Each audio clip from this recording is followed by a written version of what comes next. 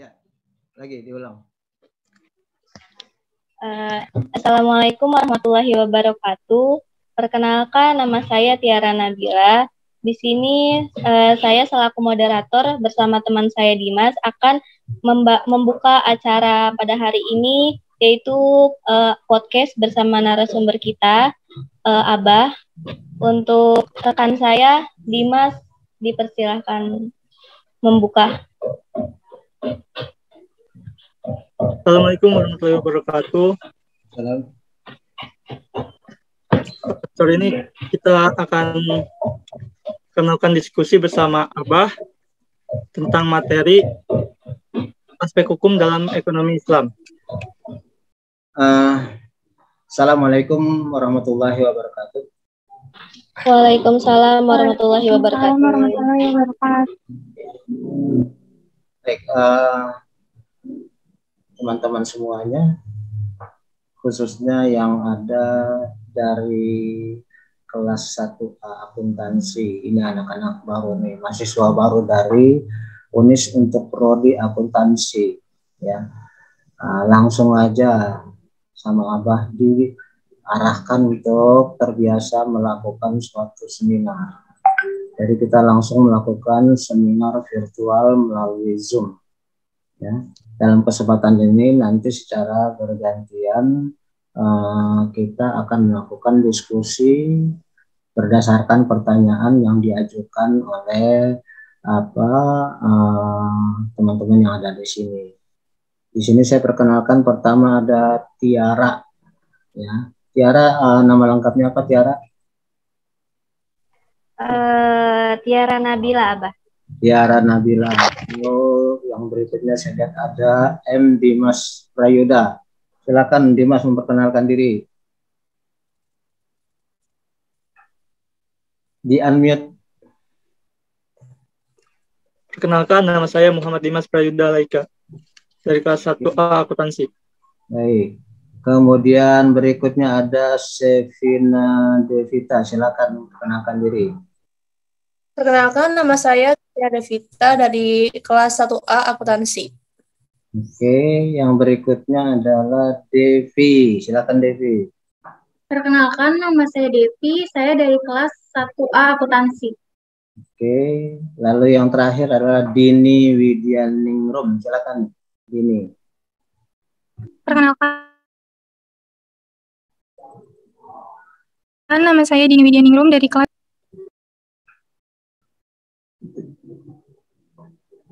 Oke, Dini Widianingrum. Ini semua sama dari satu kelas, merupakan mahasiswa baru. Seperti yang Abah bilang tadi, memang sengaja mulai dari semester 1 aja udah diarahkan, sudah kasarnya sudah digiring untuk terbiasa muncul di media massa, di publik untuk menyampaikan pendapatnya, untuk terbiasa berbicara di depan umum, ya, biar mentalnya juga malah menjadi mental baja ya. Baik, dalam kesempatan ini tentu ya kita diskusikan adalah berdasarkan kuliah pertama kita kemarin yang masih berupa pengantar saja. Pengantar dari mata kuliah aspek hukum dalam ekonomi Islam. Nah, dan biasanya di dalam suatu perkuliahan itu mahasiswa suka nggak berani nanya ya. Nggak berani nanya, suaranya cuma seperti sering Abah bilang, cuma kedengeran 2 kali, yaitu pada salam pembukaan dari dosen, ya semuanya jawab Waalaikumsalam rame-rame. Nanti begitu selesai pada jawab lagi rame-rame Waalaikumsalam. Disuruh untuk diminta untuk mengajukan pertanyaan, biasanya pada malu-malu. Nah, makanya sekarang dibikin sesi tersendiri, ada kuliah dan ada sesi diskusi. Baik, siapa duluan nih yang mau mengajukan pertanyaan? Siapa dulu? Dini dulu. Silakan Dini. Apa pertanyaannya kamu? Ya, sebelumnya saya Dini Widianingrum mohon izin bertanya, Abah. Ya. Pertanyaan saya, bagaimana perkembangan hukum dalam ekonomi Islam di Indonesia pada saat ini? Oke, baik. Dini, sebenarnya kan sebelum Indonesia menjadi suatu bentuk negara, ya, yaitu pada tanggal 17 Agustus 1945, Indonesia ini masih merupakan pecahan-pecahan dari daerah-daerah yang masing-masing berdiri sendiri-sendiri, Pak. Dan bahkan pada waktu itu masih ada kerajaan-kerajaan. Ya, kita tahu bahwa di Jawa saja ada beberapa kerajaan, ada kerajaan Majapahit, ada kerajaan yang lain ya, yang sampai sekarang mungkin tinggal bekas-bekasnya saja seperti Candi Borobudur, Candi Prambanan. Dulu ada itu kerajaannya. Nah, begitu juga dengan daerah lain seperti daerah Sumatera Barat. Daerah Sumatera Barat itu kan dulu juga sebelum pecah revolusi 1945 itu ada perang yang disebut Perang Padri. Perang Padri artinya perang yang dipimpin oleh para ulama yang kita kenal dalam sejarah namanya Perang Imam Bonjol ya, Tuanku Imam Bonjol pemimpin. Begitu juga di daerah lain seperti di Sumatera Utara. Ada pahlawan ya yang kita kenal dengan Sisingamangaraja. Begitu juga di Ambon ada Thomas Matulesi dan sebagainya. Itu kita semua belum bersatu menjadi satu negara yang berbentuk Negara Kesatuan Republik Indonesia, masih berdiri sendiri. Nah, tentu saja itu memiliki budayanya sendiri, memiliki hukum adatnya sendiri. Ya. Kerajaan di Jawa punya hukumnya sendiri, kerajaan di Minangkabau punya hukumnya sendiri, kerajaan di Sumatera Barat juga demikian, kerajaan di Minahasa dan sebagainya, semua masing-masing punya hukumnya sendiri-sendiri yang kita kenal sebagai hukum adat. Ya. Hukum adat itu biasanya bentuknya tidak merupakan suatu bentuk hukum tertulis, tapi berjalan efektif, berlaku di dalam masyarakat. Artinya barang siapa yang melakukan pelanggaran akan ada hukumannya sendiri, ya. Seperti yang pernah terjadi di Papua, misalnya kalau ada terjadi perang dan kemudian antar suku perang, kemudian ketika mereka berdamai, maka mereka melakukan upacara bakar batu, misalnya seperti itu. Saya kira di semua daerah juga ada seperti itu. Nah, ketika sebelum revolusi 45 itu juga masing-masing daerah juga kan diwarnai oleh agamanya masing-masing ya. Ya, ada yang diwarnai oleh agama Hindu, ada yang diwarnai oleh agama Islam, ya ada yang diwarnai oleh agama Kristen gitu. Otomatis hukumnya yang ada di daerah tersebut juga diwarnai oleh ajaran-ajaran agama tersebut. Baru kemudian setelah tahun 45 yang diawali dengan di internasional di dunia ini terjadi Perang Dunia Pertama, ya, Perang Dunia Pertama dari negara-negara Eropa, di mana Indonesia pada waktu itu kan masih dijajah oleh Belanda.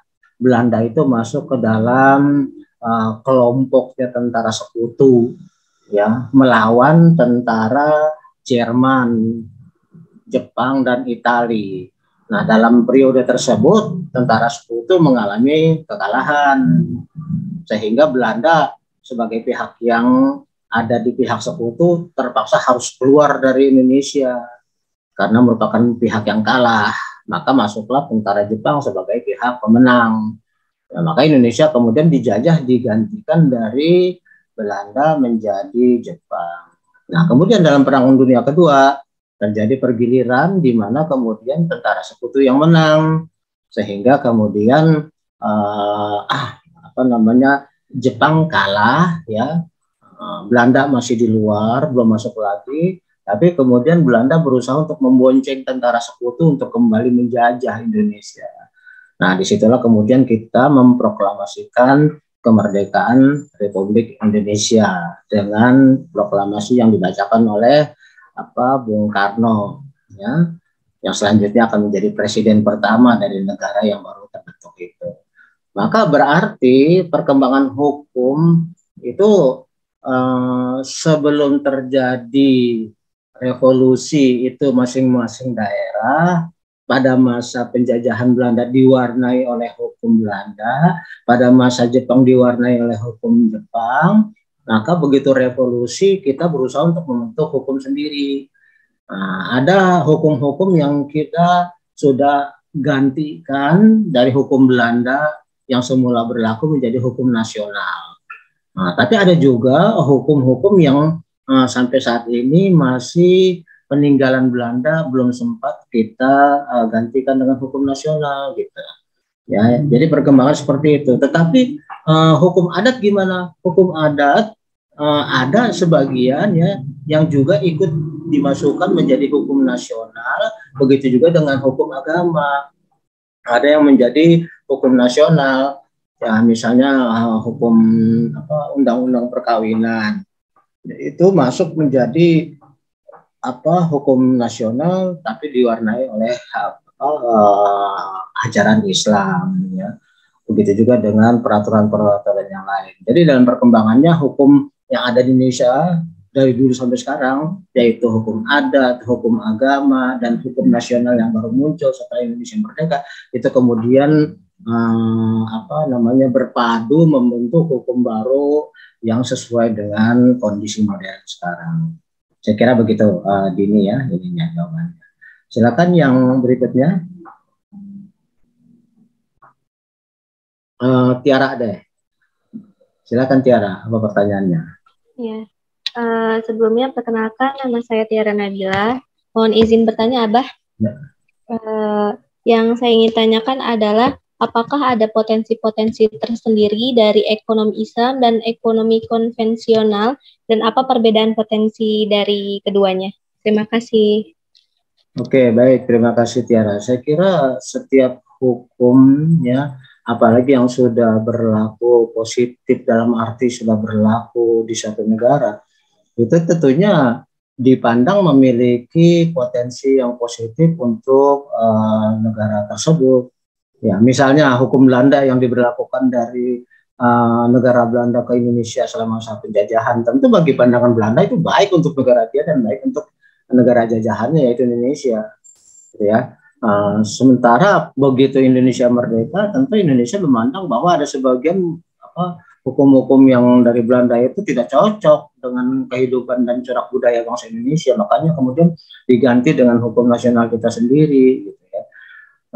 Tentunya begitu Islam juga menjadi warna dari hukum nasional kita, maka ajaran-ajaran Islam juga menjadi atau memberi pengaruh tersendiri. Ya, contohnya sekarang ini ya, kita lihat kan dalam ekonomi kita sudah ada hukum syariah, perbankan syariah, ya kan, tabungan syariah, terus kemudian asuransi syariah, gadai syariah, itu kan berdasarkan ajaran Islam. Artinya potensinya untuk mengembangkan suatu bangsa menjadi lebih baik ya bagi bangsa itu sendiri ya pastinya dianggap sangat besar, makanya kemudian diangkat nilainya menjadi jiwa dari suatu undang-undang. Ya, cuman kita perlu memperhatikan bahwa yang seperti disampaikan pada kuliah yang lalu, bahwa kalau hukum konvensional itu kan ukurannya adalah dari ini ya, dari semasa manusia hidup, jadi mereka tidak mempertimbangkan sampai after manusia itu mati, nggak mungkin, karena mereka nggak tahu akhirat di mana. Sementara kalau hukum Islam itu kan mempertimbangkan tidak hanya selama hidup di dunia, tapi juga di dalam kehidupan di akhirat, gitu. Jadi dengan demikian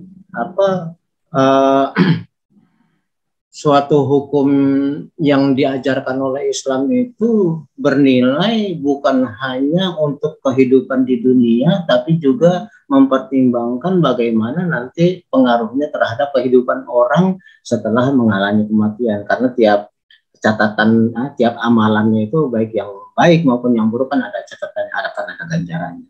Nah gitu. Jadi perbedaan potensi dari keduanya itu ya tentu sama-sama di dalam rangka mengembangkan kehidupan suatu negara, membentuk suatu masyarakat yang tertib, masyarakat yang aman, masyarakat yang tentram, tetapi ada dasar yang berbeda, yaitu kalau hukum konvensional itu ya tentu hanya mempertimbangkan aktivitas transaksi manusia selama hidup di dunia, sementara kalau hukum agama mempertimbangkan juga bagaimana pengaruh dari perilaku-perilaku tersebut ke dalam hidup manusia setelah manusia itu mengalami kematian. Ya, gitu Tiara ya. Baik, sebelum saya mulai dengan pertanyaan berikutnya, yang mempersilakan yang berikutnya, ini saya pengen nyetel ini dulu nih, ada yang perlu saya perlihatkan.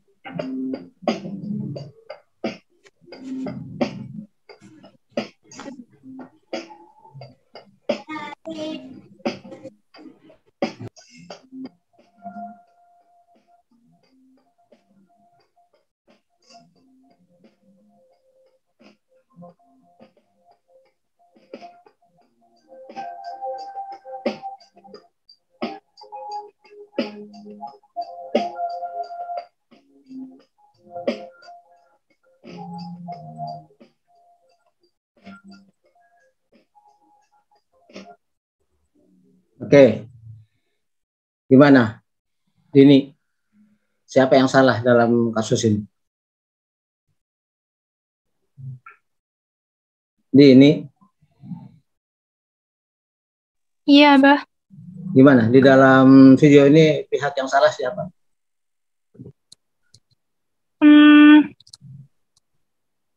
Menurut saya itu Siapa yang salah? motornya itu seharusnya motornya lebih bisa dipelanin lagi sih tingkat kecepatannya.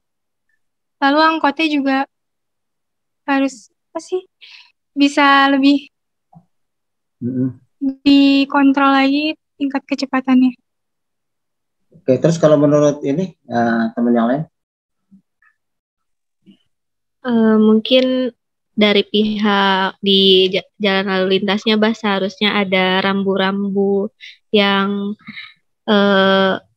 bisa mengontrol jalan raya. Karena kalau dilihat dari motor atau mobil yang salah, kedua-duanya salah. Kalau menurut saya, Bah. Kenapa salahnya? Karena mungkin yang dari pihak mobilnya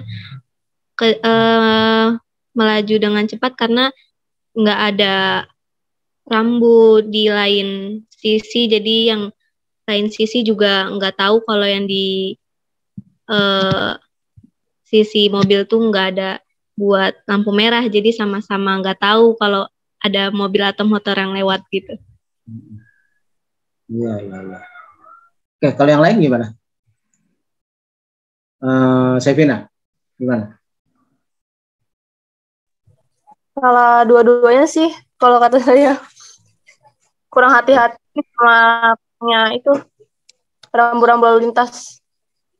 Oke, jadi ini merupakan suatu contoh saja ya, bahwa seringkali kan menjadi pertanyaan bagi mahasiswa, sebenarnya namanya hukum itu dalam masyarakat gunanya apa sih? Nah, kita lihat di situ bahwa sebenarnya pada detik-detik ini ya, kita lihat itu kendaraan lain sudah berhenti. Ya, coba kita ulang lagi deh ini tayangan.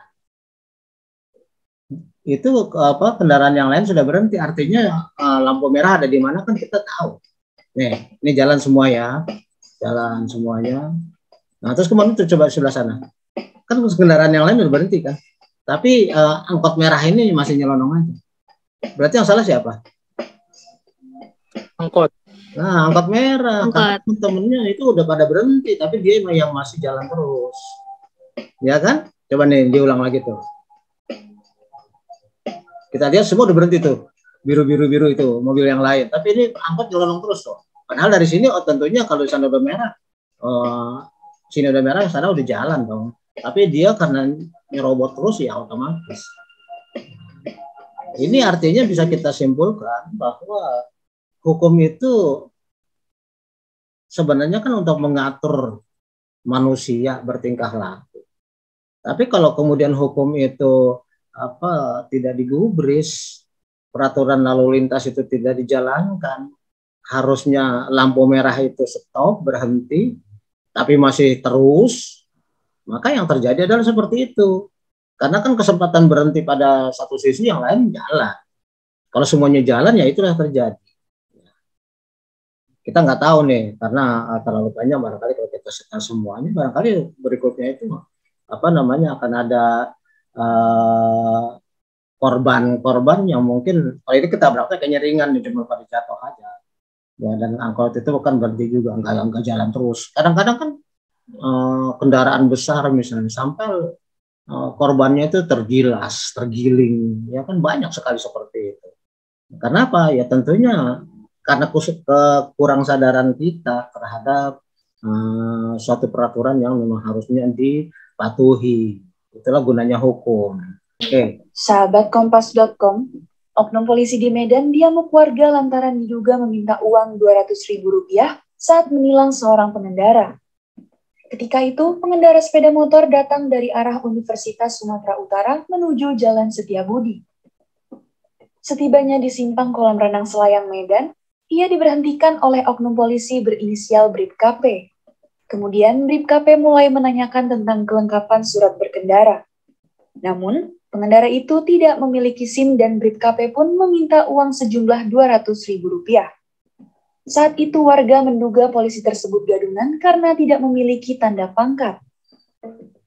Bukan polisi. Nggak ada bed namanya, nggak ada. Mana bed nama dia? Nggak ada namanya. Akhirnya, polisi tersebut dilaporkan ke polsek terdekat.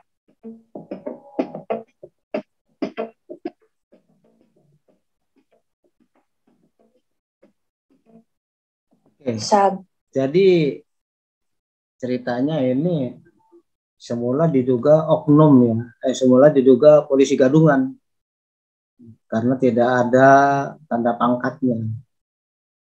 Tapi ternyata polisi yang melakukan tindakan ya meminta uang kepada pengendara yang tidak memiliki kelengkapan dokumen kendaraan motornya, itu memang polisi ya. Memang polisi, sehingga ini berarti bukan polisi gadungan, tapi polisi asli yang memang melakukan tindakan melanggar hukum. Jadi terkait dengan pertanyaan tadi dari Sevina ya, bagaimana pendapat Abah jika masyarakat masih bersikap acuh terhadap hukum dan norma yang telah dibuat? Nah, ini contohnya nih. Kedua belah pihak sebenarnya sama-sama salah. Berkendaraan umum di jalan umum tentunya harus dilengkapi dengan dokumen berkendara yang memang sudah merupakan suatu peraturan yang harus dipatuhi. Maka ketika kita keluar bawa kendaraan kemudian nggak ada dokumennya, ya tentunya seharusnya dilakukan penindakan ya. Tetapi tentu tindakan tersebut ya proporsional sesuai dengan peraturan yang sudah ditetapkan. Nah, ternyata polisi ini walaupun memang dia seorang petugas, bukan gadungan, tugas asli, tapi dia sudah melakukan pelanggaran terhadap peraturan tersebut. Jadi kedua belah pihak sebenarnya melakukan sama-sama pelanggaran. Yang satu melanggar nggak mau dokumen, yang satu melanggar memanfaatkan kondisi itu untuk menarik keuntungan bagi dirinya sendiri, gitu ya. Maka muncullah kemudian reaksi dari masyarakat yang kemudian marah terhadap si polisi itu karena dia tidak memperlihatkan suatu tanda pangkat bahwa dia memang anggota polisi yang asli ya. Nah, akhirnya kemudian terjadilah keributan gitu kan, terjadi keributan. Untungnya kemudian ini bisa diselesaikan, tetapi tentu saja polisi tersebut tidak akan bisa luput dari sanksi yang dijalankan oleh pihak kantornya, pihak kepolisian, karena dia memang seorang petugas tapi kemudian melakukan suatu pelanggaran terhadap peraturan. Seharusnya dia hanya melakukan tindakan berupa penilangan dan sebagainya, ini malah dia minta duit ya. Ini saya pikir merupakan suatu kasus yang sering ya, kamu juga bawa kendaraan paling sering ngalamin kali ya seperti ini ya. Artinya di dalam suatu institusi itu pastinya akan adalah yang seperti ini. Kita tahu ya, banyak kasus, bahkan yang kemarin itu kasusnya sangat heboh itu ya, Freddy Sambo itu kan suatu kasus yang sangat besar yang dilakukan oleh institusi resmi. Jadi intinya pemerintahan pun juga tidak mungkin semuanya orang baik, termasuk juga tidak semuanya jelek. Ya berarti kita juga kalau melakukan suatu demonstrasi atau melakukan suatu ini, kita harus tahu masalahnya sehingga kita tidak memukul rata begitu saja, tidak main kemudian menghakimi secara keseluruhan ya, karena pasti saja nggak usah jauh-jauh dimanapun juga ya, Di antara teman-teman kita juga kan ada yang baik, ada juga yang kurang baik, ada yang jujur, ada yang tidak jujur, kan begitu. Maka di instansi-instansi maupun dimanapun juga pasti akan ada oknum yang senantiasa melakukan pelanggaran. Apa akibatnya? Ya akibatnya udah jelas kayak tadi itu. Itu kalau misalnya polisi itu kemudian tidak ditangani oleh polisi berikutnya, pasti mungkin dia sudah digebukin oleh massa yang marah karena massa itu polisi gadungan gitu. Ya, jadi pertanyaannya memang hukum itu dibuat untuk mensejahterakan masyarakat. Tapi terwujud atau tidaknya tergantung masyarakatnya. Kalau masyarakat terbiasa untuk melanggar, ya jangan harapkan ada kesejahteraan. Jangan harapkan ada ketertiban kalau masing-masing sedang melanggar, kan gitu ya. Jadi untuk apa adanya hukum dan norma jika tetap diacuhkan, ya jangan diacuhkan lah.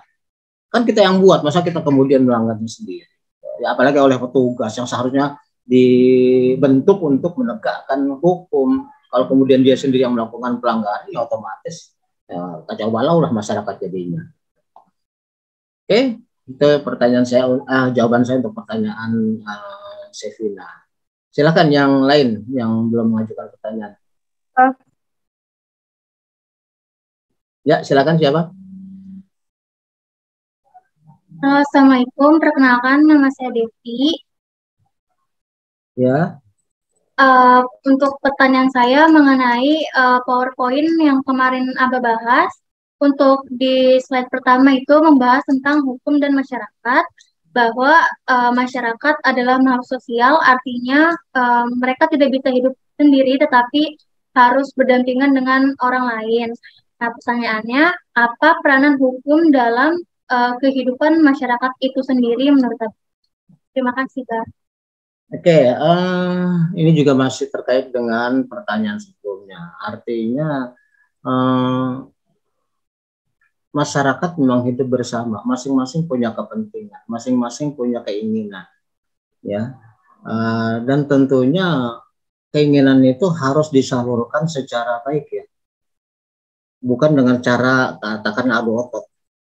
Nanti kalau yang kalau secara kekuatan seperti zaman dulu, seperti zaman masih liar, maka tentu yang berbadan kuat itu yang menang. Yang berbadannya kecil seperti saya, seperti Devi ini bakal tertindas nih, karena kecil-kecilnya, ya. Tentu badannya gede-gede seperti si Giant itu yang bakal menang. Kan kita lihat sendiri itu di filmnya Doraemon, Giant itu kan berkuasa sama teman-temannya, ya kan. Teman-temannya dipaksa-paksain mulu kan, bahkan harus dengerin suara dia yang sember ya. Dia nyanyi suaranya sember, orang lain harus dengerin. Nah, berarti dalam kehidupan masyarakat juga begitu.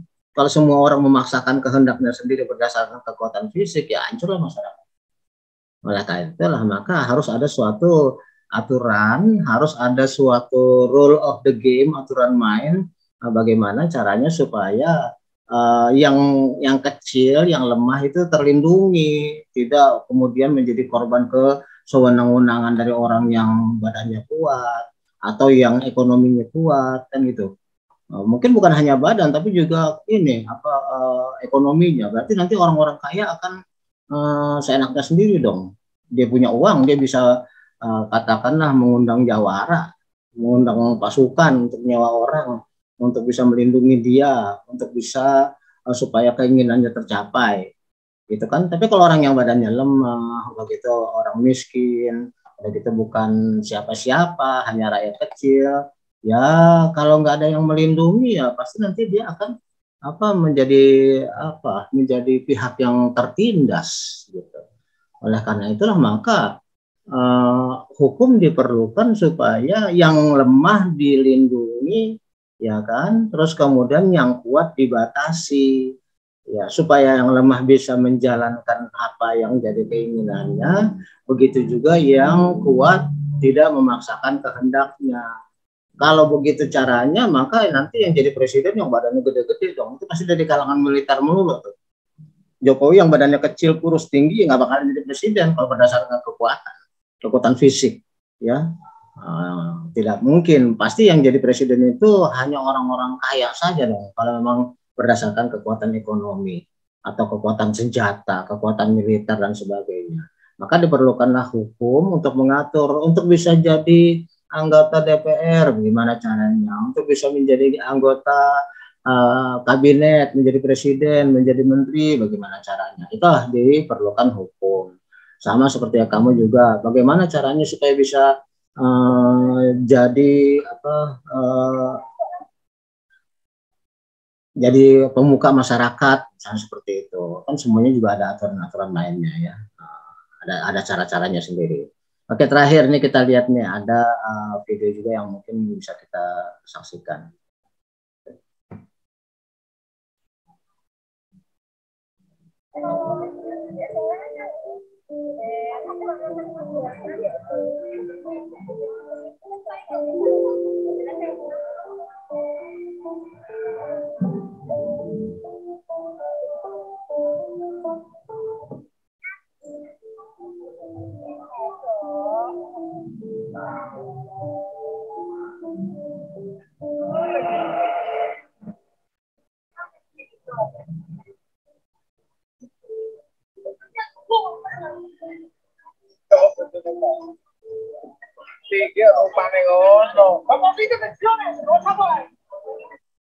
Oke, ini kasus gimana nih, Devi?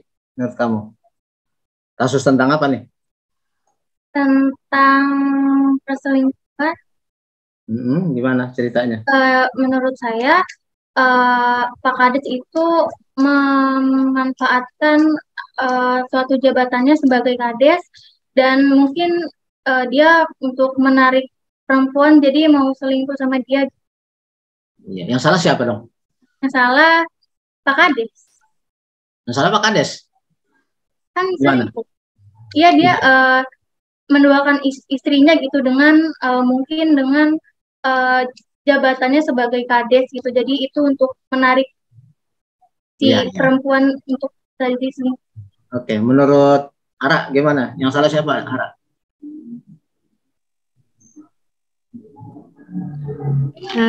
Menurut saya yang salah dua-duanya. Ya, gimana? Iya, mungkin ya yang satu Pak Kadesnya menggunakan jabatannya, jadi dia semaunya gitu.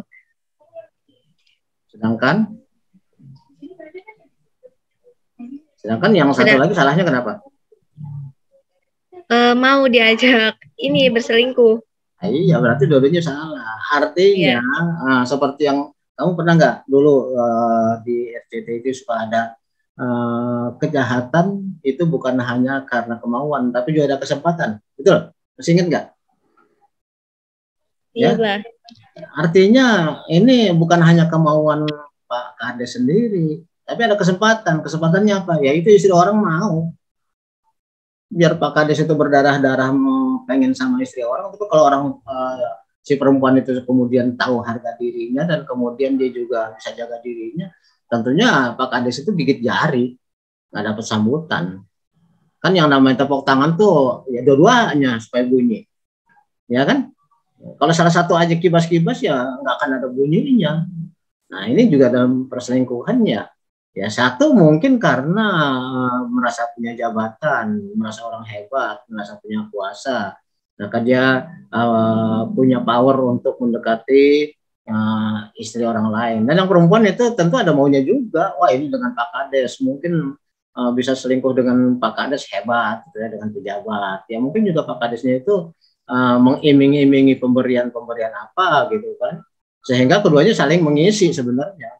Bukan hanya salah satu saja. Jadi kembali lagi bahwa kejahatan memang bukan hanya merupakan suatu adanya kemauan aja, tapi adanya kesempatan. Kalau kesempatannya ada sekalipun, tapi nggak ada niat, tidak jadi, gitu ya. Maka dua-duanya itu terjadi.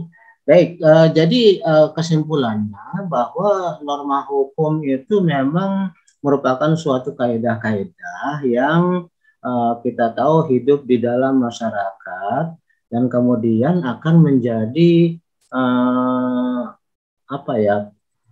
pedoman bagi masyarakat untuk berperilaku sebagaimana seharusnya supaya tidak saling merugikan, supaya saling menghormati. Yang sudah diangkat menjadi pemuka masyarakat tentu tidak boleh memanfaatkan jabatannya untuk kepentingannya diri sendiri, baik itu tadi dalam kasus sebagai polisi maupun sebagai Kades, maupun sebagai tadi itu juga ketika berkendara kemudian mau semaunya sendiri ya, sehingga terjadilah kecelakaan. Ujung-ujung dari 3 kasus itu kan sama ya. Yang kecelakaan keributan, ya kan. Terus kemudian yang oknum polisi ujungnya juga sama, keributan. Terus yang oknum kades juga sama, keributan. Artinya ketika norma yang memang sudah seharusnya dipatuhi kemudian dilanggar semaunya sendiri, baik dengan alasan apapun juga, ujungnya pasti akan menjadikan kekisruhan bagi masyarakat, ya, akan menjadi kekacauan di dalam masyarakat. Saya kira demikian. Baik, ada yang mau ditanyakan lagi nggak? Sudah cukup? Saya kira cukup ya, karena kita ini baru permulaan. Ini masih kelihatan tegang nih, Ara juga masih tegang sih. Ini juga nih Sevina juga masih kelihatan tegang, ya Dewi, semuanya nggak ada yang senyum, kaku semuanya ya. Ya karena baru. Ya mudah-mudahan teman-teman kamu berikutnya sudah mulai cair. Saya maunya sih bisa kita diskusikan permasalahan-permasalahan dalam kuliah kita ini dengan cara yang santai gitu ya. Mudah-mudahan yang next time better. Saya kira demikian saja. Terima kasih ya semuanya ya.